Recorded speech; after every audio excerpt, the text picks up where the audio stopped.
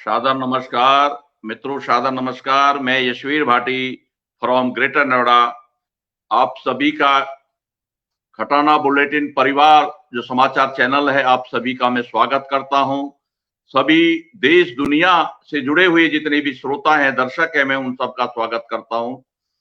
आज हमारे खास मेहमान हैं इस खटाना बुलेटिन लाइव सेशन में, जो शख्सियत के नाम से खास चर्चित है। हमारे मेहमान श्री बालेंद्र गुर्जर जी, जो मेरे समक्ष है। मैं आपका खटाना बुलेटिन परिवार की ओर से खटाना बुलेटिन चैनल में आपका हार्दिक स्वागत करता हूं। जी धन्यवाद मैं करना चाहूंगा आपका। आप देश के नामचीन बेकरी जगत के नामचीन बेताज बादशाहों में से आप शुमार हैं, और आपकी जो तमाम उपलब्धि हैं वो एक तरह से मैं कह सकता हूं इस खटाना बुलेटिन लास्ट सेशन में कि वो एक अपने आप में अनूठी है। तो मैं सर्वप्रथम आपको पुनः स्वागत के साथ, तमाम बातों के साथ मैं आपका से आग्रह करता हूं कि आप स्वयं अपने बारे में अपना परिचय दें। उसी के साथ साथ आप इस कार्य में जो अंजाम दिया है, इस मुकाम पर आप पहुंचे हैं, इसके बारे में आप जानकारी देंगे। तो श्री बालेंद्र गुर्जर जी। जी सर नमस्कार और बहुत बहुत धन्यवाद। ये आपने जो छोटी सी अपॉर्चुनिटी दी है कि अपनी जर्नी को अभिव्यक्त किया जाए और बताया जाए उसके बारे में कि कैसे कैसे किसके गो थ्रू हम यहाँ तक पहुंचे हैं। मैं तहे दिल से शुक्रिया अदा करता हूँ आपका और संजय जी का। और अगर मैं अपने बारे में बताना शुरू करूं तो मेरा नाम बालेंद्र सिंह है और मैं गांव है हमारा एक मुजफ्फरनगर में बिजोपुरा नाम से। अगर हम गोत्र की बात करें तो रोसो का ये गांव होता है। और मैं अगर अपनी बेसिक शिक्षा की बात करूं तो हम सबकी प्राथमिक शिक्षा गांव में, आज भी हमारे गांव में प्राइमरी में हम वही स्कूल में जाते हैं जो प्राइमरी स्कूल होता है। उसके बाद हमसे 3 किलोमीटर जब आप मुजफ्फरनगर से हरिद्वार जाते हैं तो छपार एक कस्बा पड़ता है। वहां पे इंटर कॉलेज है हमारा, जय भारत इंटर कॉलेज के नाम से। वहां मैंने हाई स्कूल किया। मुजफ्फरनगर सिटी में डीएवी इंटर कॉलेज से इंटरमीडिएट किया और चौधरी चरण सिंह यूनिवर्सिटी से ग्रेजुएशन किया। अब ये यहाँ पे ग्रेजुएशन के बाद जो एक पॉइंट आता है कि जो बहुत ज्यादा मेधावी बच्चे होते हैं उनके लिए एक जर्नी है कि वो ऑप्ट कर सकते हैं, एमबीबीएस ऑप्ट कर सकते हैं, बीटेक ऑप्ट कर सकते हैं, पॉलिटेक्निक डिप्लोमा ऑप्ट कर सकते हैं। जो मध्यम बुद्धिमान बच्चे होते हैं लेकिन मेहनती हैं, बहुत शार्प नहीं है, उनके लिए एक्चुअल में फैमिली सीधे सीधे सोचते हैं कि इनको कुछ भी बीए करा दिया जाए या फिर कुछ बीए से भी कुछ ऐसी चीज होगी जिसमें और भी बुद्धि कम लगे वो करा दिया जाए, उसके बाद इनकी सरकारी नौकरी लगवा देंगे, नौकरी करेंगे, रिटायर होकर घर आ जाएंगे। वो सीधा सीधा सा संबंध रहता है शिक्षा को लेके कि दिमाग बहुत तेज नहीं है, 90-80% मार्क्स नहीं आ रहे तो फिर इसकी सरकारी नौकरी लगवा दी जाए, बीएड करवा दिया जाए, बीए करवा दिया जाए।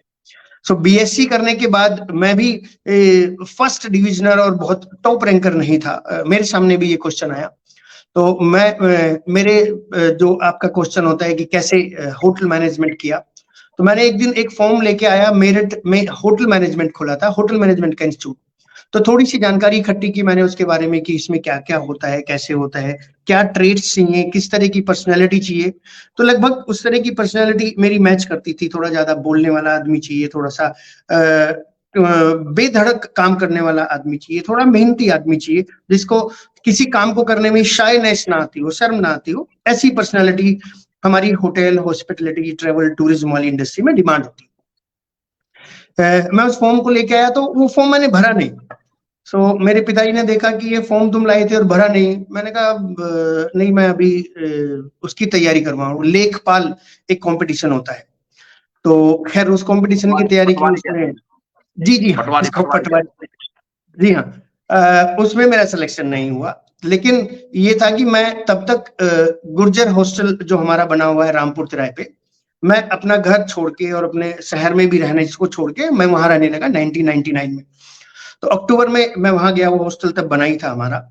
और 2000 में यानी 5-6 महीने अच्छी तरह से तैयारी करके मेरे 2-3 जगह जो है कंपटीशन मैंने सक्सेस की है। एक उसमें से सेक्रेटरियल प्रैक्टिस था जो कि ग्रेजुएशन के बाद होता है, और एक उसमें होटल मैनेजमेंट था। तो मेरा देहरादून में सिलेक्शन हुआ और मैंने देहरादून जाके एडमिशन लिया। लेकिन उस एडमिशन से पहले की जानकारी जितनी भी थी, मेरे बड़े भाई साहब पुष्पेंद्र जी और डॉक्टर मनीराम हमारे फैमिली डॉक्टर थे, वो उस इंस्टीट्यूट में गए, जाके वहां से छोटी छोटी जानकारियां इकट्ठा की कि बच्चा क्या बनेगा, हम जिसको एडमिशन दिला रहे हैं।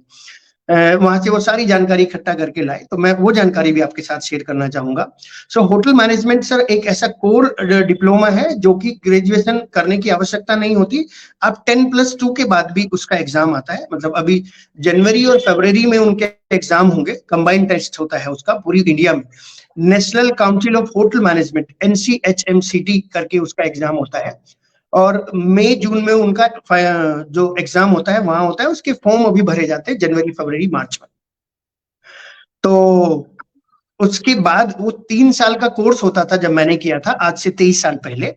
अभी वो 3 साल और 4 साल की डिग्री होती है। यानी आज की तारीख में अगर किसी बच्चे को BSc इन हॉस्पिटैलिटी करनी है तो वो होटल मैनेजमेंट का diploma in as a graduate भी हो सकता है उसके। अब वो डिप्लोमा नहीं है। डिप्लोमा कंप्लीट करने के बाद मेरा सिलेक्शन हुआ। जो पहला होटल मैंने चुना, जो या किसी पहले होटल ने जो मुझे चुना, अगर मैं ये कहूंगा तो ज्यादा सार्थक शब्द होंगे, वो उमेद भवन पैलेस एक होटल था जोधपुर में। वहां 3 साल काम करने के बाद मैं दिल्ली में आया। दिल्ली में एक होटल था दी ग्रैंड न्यू दिल्ली, वसंत कुंज में स्थित है। वहां काम किया 2-3 साल, और 2007 में मैं यूएस से गया अपने ही फील्ड में, क्रूज शिप में। एक पानी के जो जहाज चलते हैं बड़े बड़े, जो टाइटैनिक मूवी अगर आपने देखी हो, 2-3 हजार लोगों को लेके ट्रेवल करते हैं। और 3 साल मैंने वहां काम किया। 2010 में जब मैं इंडिया वापस आया तो तब तक मेरी शादी वगैरह हो चुकी थी।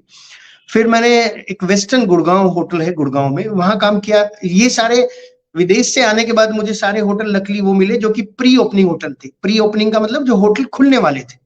तो प्री ओपनिंग पहले वेस्टर्न किया, फिर JW मैरिट किया, फिर पुलमैन नोवेटल किया, और ये सारा काम मैंने 2016 तक किया। आखिरी होटल था मेरा ताजमहल, जहाँ पे मैं पेस्ट्री में कॉर्पोरेट शेफ था, मैं पेस्ट्री बेकरी का शेफ था, और ये मेरा आखिरी होटल था एज एन एम्प्लॉय। उसके बाद 2016 में ही मेरे फादर साहब थोड़े से बीमार रहने लगे, वो कैंसर से पीड़ित हो गए, और मेरे पास इतना समय भी नहीं होता था कि मैं एक बहुत लंबी ड्यूटी कर सकूं, अगर मैं बात करूं। सो और लकीली मुझे एक स्कूल में नौकरी मिल गई जहां पे कि मैं पढ़ाता था। तो मेरे पास समय होता था, सेवा करने का भी समय होता था, पढ़ाने के लिए भी समय होता था। होटल की ड्यूटी थोड़ा सा लेंदी होती है। सर मैं 6 महीने में ही काम करके मुझे आइडिया आया कि जो काम मैं किसी और के लिए कर रहा हूँ, सेम, मतलब वो ये कहते थे कि हमारा जो नई फैकल्टी, जो नए हमारे हेड टीचर हैं जो आपको सिखा रहे हैं, ये ताजमहल में काम किया इन्होंने। और जो बायोडाटा मैंने अभी आपके समक्ष रखा है, ये बायोडाटा वो मेरा एडमिशन की इन काउंसलिंग में यूज करते थे कि हमारे पास पढ़ाने वाला जो टीचर है उसकी इतनी नॉलेज है। और नॉर्मली उस स्कूल में 20 से 22 एडमिशन आते थे। उस साल उस स्कूल में 40 एडमिशन आए। 40 एडमिशन आए केवल ये कह के कि हमारे पास जो टीचर है उसकी योग्यता इतनी है। तो मेरे मन में आया कि अगर ये स्कूल में 40 एडमिशन, 20 एडमिशन ये इस बायोडाटा को दिखा के ला सकते हैं, तो 10 एडमिशन इस बायोडाटा को मैं भी दिखा के ला सकता हूँ। गुड। सो यहाँ से मेरे दिमाग में आया कि क्यों मुझे नौकरी छोड़ के अपना काम कर लेना चाहिए। एंड 2017 अप्रैल में, यानी मार्च में, मैंने बोला सर अब मैं नौकरी नहीं करूंगा, मैं चाहता हूं कि मैं अपने ब्रांड में काम करूं, जो कि मेरा ब्रांड हो। जिस कोट को मैं पहनूं उस कोट पे मेरी कंपनी का नाम लिखा हुआ हो, और दिन रात मुझे जितनी मेहनत करनी होगी मैं करूंगा। मैंने अपने पिताजी को अपना सपना बताया। जो मुझे फाइनेंस की नीड पड़ी वो बड़े भाई साहब ने दी, मेरे पास पैसा नहीं था उस टाइम बिल्कुल भी, और जितना भी उसमें पैसा लगा वो सब मुझे फैमिली से मिला। मैंने शुरू किया उसको अप्रैल में, और सर जुलाई में जो पहला बैच आता है लगभग उसमें 10 एडमिशन आए, और हमारी लगभग 2 लाख रुपए उस टाइम पे फीस होती थी। तो जहां मैं नौकरी कर रहा था केवल 12 लाख रुपए साल की, वहां पे एज ए टीचर, वहां पे मुझे अपने काम को 6 महीने में 20 लाख कमाने का मौका मिला। क्योंकि हमारा कोर्स जो है वो 6 महीने का है, और 6 महीने के लिए हम ट्रेनिंग पे भेजते हैं। और हमने एक छोटी सी बिल्डिंग रेंट पे ली जिसका 50,000 रुपीज कॉस्ट था, रेंटेड उस पूरे फ्लोर का। सेकेंड ईयर में हमारे पास और 5 एडमिशन बढ़े, यानी 15 हुए, हमें एक और फ्लोर लेना पड़ा। थर्ड ईयर में हमें एक और फ्लोर लेना पड़ा।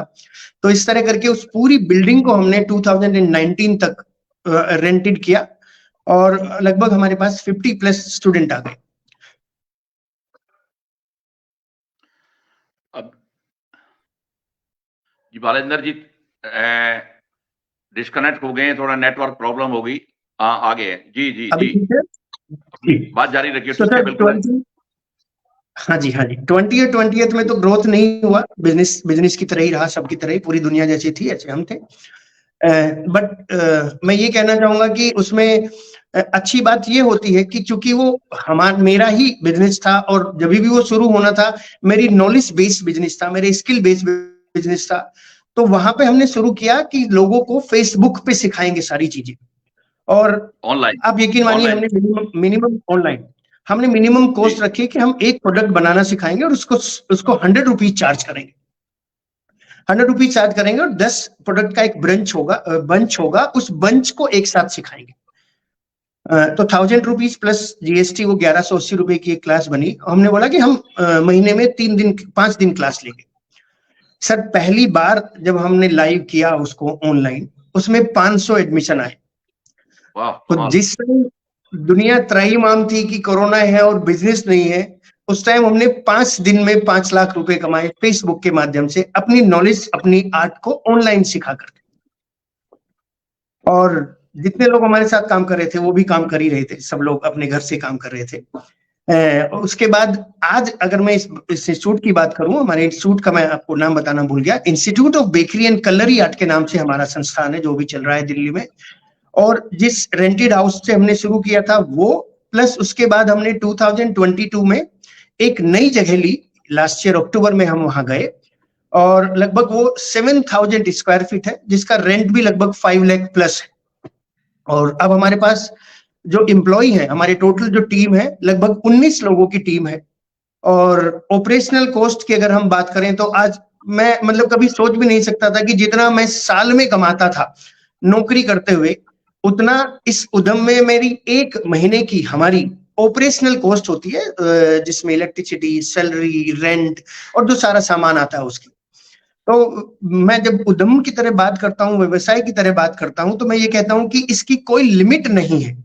आप कितना मान, कितना सम्मान और कितना पैसा कमा जाएं, इसकी कोई लिमिट नहीं है, क्योंकि आप अनलिमिटेड काम करते हैं। आपको जिस टाइम मन होगा आप उस टाइम से काम शुरू करेंगे। आपकी सुबह 4 बजे भी आंख खुलेंगी तो आप 2 बुक पढ़ेंगे, अपनी नॉलेज को बढ़ाएंगे, एनहेंस करेंगे। सो मैं ये प्रीफर करता हूं कि आप कोई भी डिग्री, डिप्लोमा लेने के बाद एक बार जरूर ऑफ कोर्स अपनी बेसिक बारीकियां सीखें, लेकिन कोशिश करें कि अपने आप को, जैसे मैं एक उदाहरण देता हूं अपना, कि मैं बहुत मेधावी स्टूडेंट नहीं था, उसके बाद भी आज मैं अगर इंडिया की बात करूं तो हम इंडिया में तीसरे बेस्ट इंस्टीट्यूट है। दिल्ली में पहले इंस्टीट्यूट है जिनको सरकार की तरफ से सेंटर ऑफ एक्सीलेंस का अवार्ड मिला हुआ है। ये बालेंद्र जी, एक मुझे आपकी बातें सुनकर एक सपना सा लग रहा है।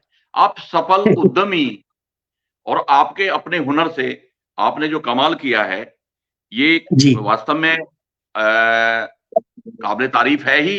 जो मैं अब सुनते सुनते ही मुझे एक सपना सा लग रहा है। जी आप एक सफल उद्यमी हैं, एक सफल एज ए शिक्षक है, प्रोफेसर हैं, जो लोगों को, औरों को ये सब हुनर आप दे रहे हैं।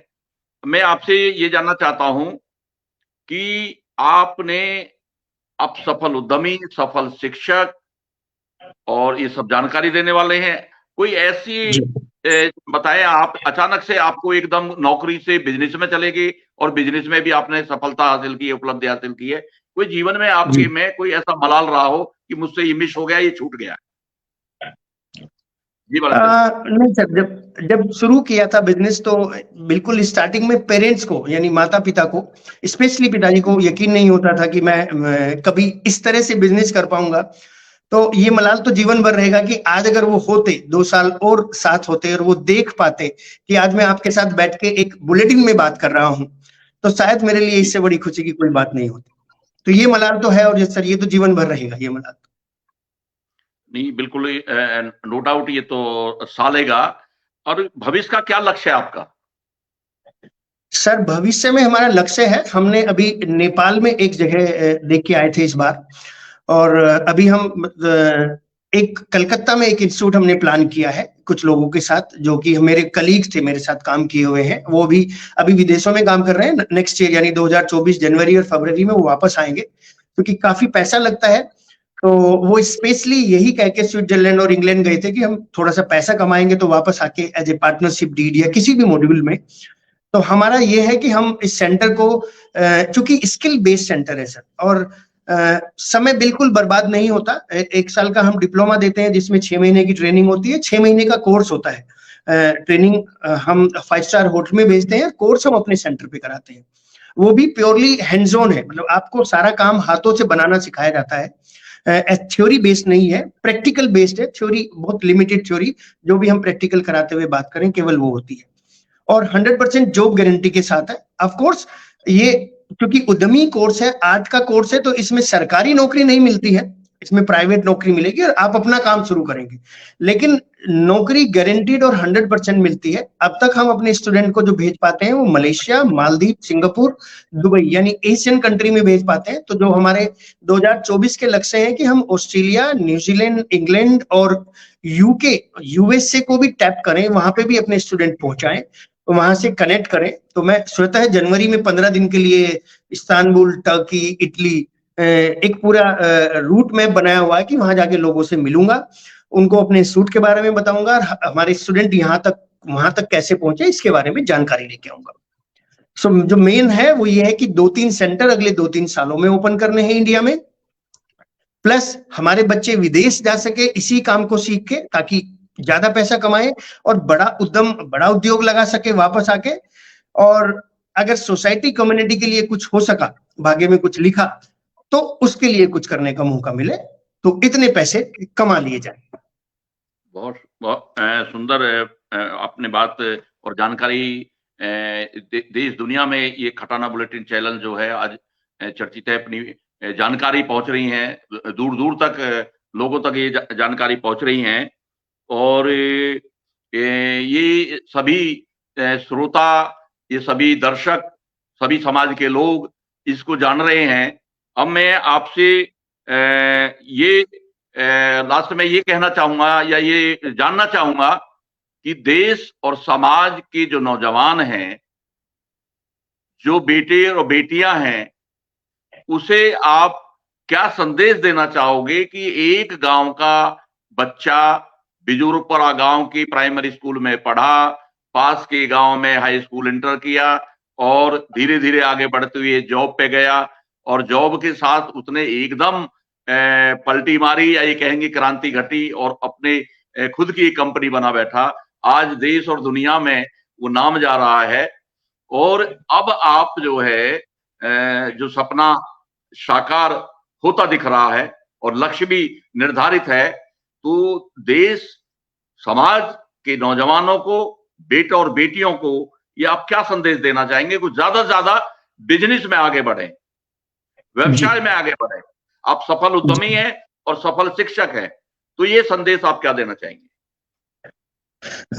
सर मैं बुलेटिन के माध्यम से ये बताना चाहूंगा कि जो बेसिक है, मतलब सारे पूरी दुनिया में जो बेसिक मनुष्यता है वो ये है कि हम अपने संस्कारों से और अपने बुजुर्गों से उनसे जुड़े रहें, यानी अपनी बेसिक जो नेसेसिटी है वो बिल्कुल ना छोड़े। अगर हम कहने लगे कि हम गांव में वाइन पीना शुरू कर देंगे और उसके बाद हम मॉडर्न हो जाएंगे, तो ऐसा बिल्कुल नहीं है।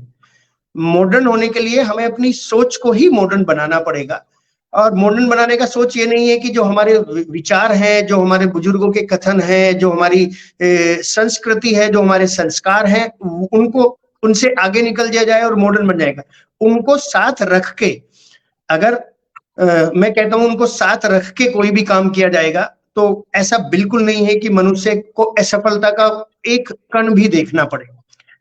सारे लोग इसी पे काम करते हैं, रिश्ते निभाने की क्षमता, बड़ों को सुन लेना, छोटों को स्नेह देना, सही तरीके से गाइड करना, ये बहुत जरूरी है सर। हर एक बिजनेस एक बेसिक चीज मांगता है, वो है ऑनेस्टी। आपने अपने व्यवसाय में जब तक ऑनेस्टी रखी है, चाहे वो छोटा उद्यम है चाहे वो बड़ा उद्यम है, उसकी गारंटीड है कि वो 100% सक्सीड होगा। जब हम उसको चालाकी तेज तरीके से काम करेंगे तो वो कहीं ना कहीं जाके उसमें उस टायर में पंचर हो जाएगा, वो सक्सेस रेस की घोड़े रेस में नहीं दौड़ पाएगा और बहुत लंबा नहीं दौड़ पाएगा अगर शुरू में चल भी पड़ा तो। सो मैं बेसिक मतलब मेरा जो मैसेज होता है यही होता है कि अगर हम गांव से हैं तो हम ये बहुत प्राउडली बताएं कि हम गांव से हैं, और हम हमारी सफलता का ये सूत्र भी है कि गांव में रहे हुए बच्चों को ये भी पता होता है कि एक नलके की छोटी सी डोलची कैसे ठीक की जाती है, और जब वो शहरों में आते हैं तो उनको ये भी पता है कि पानी की टंकी कैसे ठीक की जाती है। तो गांव में अगर मैं ये कहता हूं कि लैंग्वेज तो बिल्कुल भी बैरियर नहीं है। हमने भी 6 क्लास में जाके एबीसीडी सीखी थी, और सर यूएस में मैं हिंदी में बात नहीं करता था। जब अपने गांव में जाता हूं तो जो उनकी भाषा है, जो मेरे गांव की भाषा है, इक्कर तिक्कर बोलना ऐसे ही बोला जाता है, वहां मैं अपना एक भी इंग्लिश का जी शब्द नहीं बालेंद्र निकालता हूँ। जी, ये जी थोड़ी नेटवर्क प्रॉब्लम है शायद आपके। मैं देख पा रहा हूँ, सही तरीके से सुन पा रहा हूँ। जी हाँ हाँ, बिल्कुल बिल्कुल, ये थोड़ी सी नेटवर्क प्रॉब्लम रही है। जी जी जी जी, तो मैं बस उन शब्दों को रिपीट कर देता हूँ सर। मेरा जो मानना है, जी शायद जी फिर नेटवर्क प्रॉब्लम है आपका। अब सुन पा रहे हैं, देख पा रहे हैं हम एक दूसरे को। जी,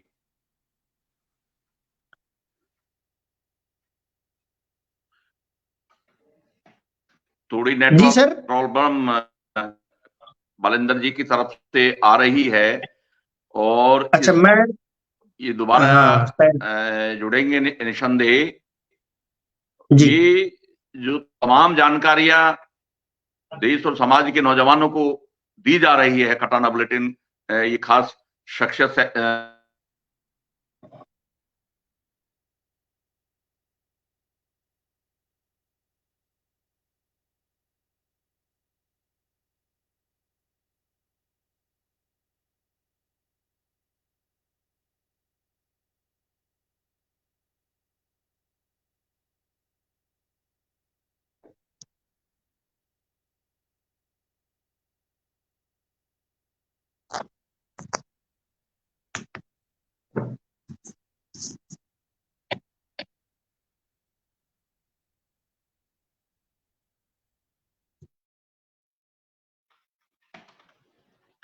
ये नेटवर्क थोड़ी प्रॉब्लम आज हुई है, तो बालेंद्र जी शायद जुड़ जाएंगे। आप सभी दर्शकों को और सभी सुनने वालों को ये जो बालेंद्र जी ने तमाम ये जानकारियां दी हैं, ये बहुत काबिल तारीफ है, और देश और समाज के नौजवानों को इन चीजों से प्रेरणा लेनी चाहिए, और बिजनेस की तरफ ज्यादा से ज्यादा समाज के नौजवान बेटे और बेटा। बालेंद्र जी आ गए हैं।